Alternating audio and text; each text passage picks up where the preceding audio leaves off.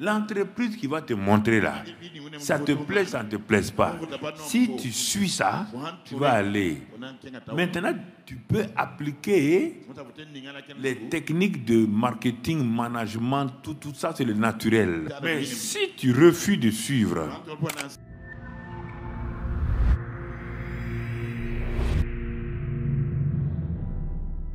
je t'instruirai. Et l'instruction amène à montrer la voie. Or, la formation n'amène pas à montrer la voie. C'est pourquoi plein de diplômés n'ont pas de voie. Ils chôment 10 ans, 15 ans. Et pourquoi? L'instruction, quand tu quittes l'instruction, la voie est devant toi. Je t'instruirai. Deuxième verbe, je montrerai la voie. La direction divine est pratique. Si tu te laisses instruire par Dieu pour les choses du mariage, il va te montrer la voie du succès du mariage. Si tu te laisses instruire pour le ministère, dès que l'instruction l'a fini, première partie, tu vois devant toi la voie comment on peut faire le ministère. Il n'y a aucun problème. Pas besoin de jeûner et prier. Il faut d'abord être instruit. Tu veux monter une entreprise. C'est bien d'avoir de l'entrepreneuriat. C'est bien d'avoir des techniques de management. C'est pas ça qui fait l'entrepreneuriat. Est-ce que Dieu t'a instruit? Dieu a instruit Beth-Salel. Dieu a instruit beaucoup de gens. Il a instruit Salomon sans être architecte, sans être quoi. Il l'a simplement instruit. Dieu a instruit Noé, qui n'est pas un constructeur de bateaux. Il a construit un bateau sur plusieurs dizaines d'années. Regarde, l'instruction aboutit toujours à quelque chose de concret. Pas la formation. Non. Pas l'enseignement. On a plusieurs qui sont enseignés qui sont dans le vide. Et quand on les prend maintenant, on va les instruire, on va leur donner un trou pour qu'ils puissent travailler. Hors de l'atelier d'instruction de Dieu, on sort déjà praticien. Que ce soit dans le ministère, que ce soit dans n'importe quoi. Donc, je t'instruirai, je te montrerai la voie que tu dois suivre, que tu dois. Pas que tu veux. L'entreprise qui va te montrer là, ça te plaît, ça ne te plaise pas. Si tu suis ça, tu vas aller. Maintenant, tu peux appliquer les techniques de marketing, management, tout ça, c'est le naturel. Mais si tu refuses de suivre l'instruction là, et la voie qui te montre là, n'aboutira pas, même si tu as un PhD, tu es agrégé dans tel management, tu n'iras pas loin. Il y a plus de chômeurs diplômés aujourd'hui qu'il y a 100 ans en arrière. Les gens n'étaient pas diplômés, mais personne n'était au chômage. Il y avait plein emploi. Dans les termes économiques, il y avait de plein emploi. Pourquoi il y a 200 ans, tous les gens ne sont pas morts? S'ils étaient morts, est-ce qu'on serait ici? Qui faisait des forums ou des choses sur la pauvreté? Qui? Montre-moi il y a 300 ans qui? Est-ce que les Soundiata Keita, les Askia Mohamed, est-ce que les Samori Touré, ils ont dirigé des empires qui allaient long. Ils ont fait quel séminaire sur la pauvreté? Je pose la question. Arrêtez de nous flatter avec tous ces diplômes-là. Ça produit que des chômeurs. Un chrétien d'abord doit prendre ça. Seigneur, instruis-moi. Montre-moi la voie que je dois suivre. Deuxième verbe. Troisième verbe. Toujours dans le même passage. Maintenant, tu commences à suivre la voie là. Sur cette voie là, tu vas découvrir que Dieu est un conseiller. Puisque tu es en train de suivre, qu'est-ce qu'il va faire? Il ne va plus t'instruire. Il va te conseiller maintenant. À chaque étape, il dit non, fais comme ça. Il devient ton conseiller. Regarde comment il fait. Il se détache de toi. Et tu vas commencer à diriger.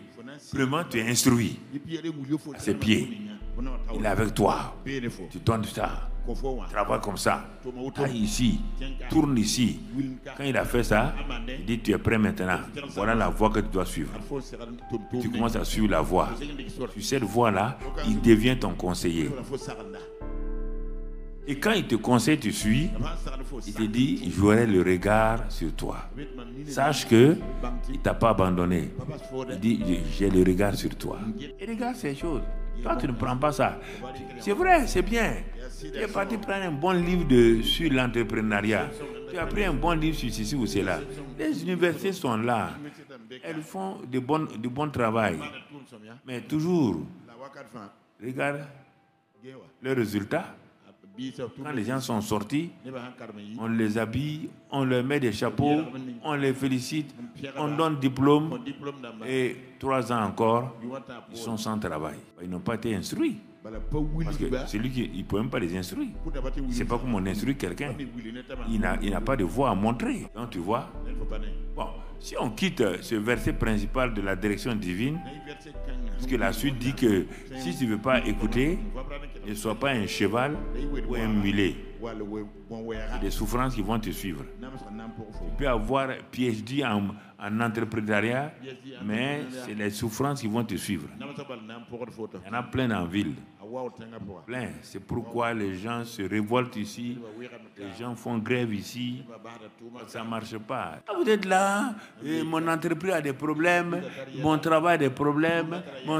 Dieu te dit, on va prendre un des enfants, un de la postérité d'Abraham. On va prendre un. Dans chaque domaine, je peux te montrer, tous les domaines que tu traverses là, je peux te montrer comment un des descendants ou une des descendants d'Abraham perçait dans ce domaine-là, dans le naturel, hein, dans la chair. Et toi, c'est dans l'esprit que tu es enfant et tu n'arrives pas à percer. C'est pas normal. Sur le plan entrepreneurial et financier et tout, Isaac était héritier. Mais à un moment donné, la crise est rentrée dans son entreprise. La crise, en ce moment, il n'y a pas de loi économique connue comme aujourd'hui. À l'époque, la crise dans l'entreprise d'un fermier, d'un éleveur, c'est quoi? C'est la famine, c'est la sécheresse. Il y a le moment où quelqu'un a une grande ferme avec des animaux et qu'il y a la sécheresse, il y a la famine là. C'est sûr et certain, il est entré dans une phase de crise aiguë. Et Dieu a dit que sa postérité sera bénie. Il a dit à Isaac. Tu t'inquiètes pourquoi? Ah oui, ça ne va pas. Les choses ne vont pas. Il dit quelles choses? Qui contrôle la terre? Oui, c'est toi, je sais. Mais quand même, on doit se débrouiller. C'est ça qui vous crée des problèmes. Il dit, mais il y a un homme qui va venir sur la terre là. C'est moi qui ajoute ça. Maintenant, il s'appelle Salomon. Lui aussi, il sera descendant d'Abraham. Toi, c'est dans une crise. Écoute-moi, tous ceux qui travaillent les crises financières et matérielles et professionnelles. Il dit, toi, Isaac, tu es le premier. Mais je vais te montrer qu'il y a des lois économiques, royaumes dans la Bible là, qui font que on appelle la loi de s'aimer et de récolter.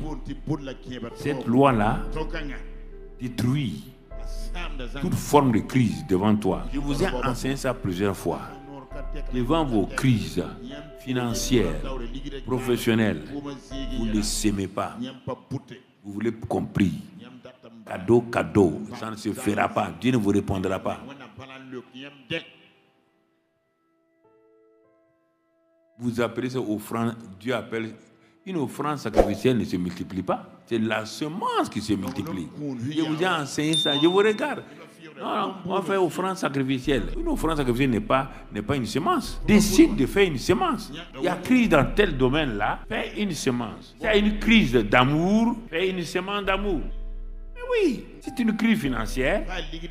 L'entreprise est en difficulté. Mon ami, sème. Appelle ta femme, on va s'aimer. Pour cette situation financière-là, catastrophique qui est en train d'arriver. Si on laisse cette situation-là, ça va nous arriver. Pas d'offrande. Il ne faut pas utiliser un mot à la place de l'autre. Une semence. Il y a des gens qui voulaient vendre leur maison, ça s'est bloqué. Il dit, avez-vous fait une semence pour la maison? Ah bon, on fait ça aussi? Eh bien, oui. Avez-vous fait une semence? Hein? Bon, ok, très bien. Comme vous ne croyez pas aux enseignements, vous croyez à la prière, aux jeunes plus que les enseignements. Allez-y. Mais quand ils sont allés faire, en quelques jours seulement, pourtant ils ont mis dans les journaux là, maison à vendre, tant, beauté, tant, il y a douche, il y a quoi, il y a SPA ou SPD, ils ont tout dit. Personne ne regarde la maison. Mais quand ils ont commencé à faire la séance, tout de suite on dit les... Mais ah bon? Depuis quand on vend cette maison-là, ça fait 1 an et demi on veut vendre la maison. La maison a été achetée à un prix supérieur. Il y a des gens, leur entreprise craquait. Les marchandises ne sortaient pas. Tu as fait une semence? Ah bon? Ils ont fait. Il y a plusieurs domaines. Pourquoi je vous dis ça? Vous voyez ça devant vos yeux, vous ne croyez pas. Vous croyez à la prière et les jeûnes pour les choses financières. Ça ne marche pas.